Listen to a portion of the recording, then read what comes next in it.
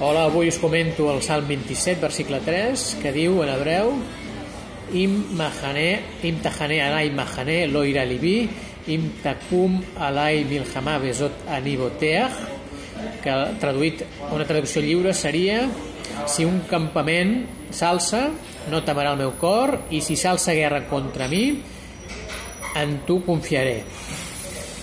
Al llarg de la seva història el rei David tenia una doble lluita, una lluita interna i una lluita externa.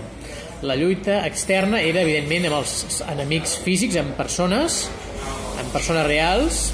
Aquesta és una guerra indiscutible. El rei David era un guerrer en el camp de batalla, però l'altra guerra que tenia era una guerra interna, una guerra psicològica, una guerra moral, una guerra espiritual, que era en contra dels seus enemics interns, en contra de les emocions negatives, en contra d'una sèrie de percepcions que ell tenia de la realitat, que evidentment tenien reflexe a l'exterior, però que com a jueus sabem que els enemics exteriors es produeixen o són conseqüència dels enemics interiors que nosaltres tenim. I per tant, per vèncer la batalla exterior hem de vèncer també aquesta batalla interior, aquesta batalla de les emocions negatives, aquesta batalla de les percepcions distorsionades que tenim.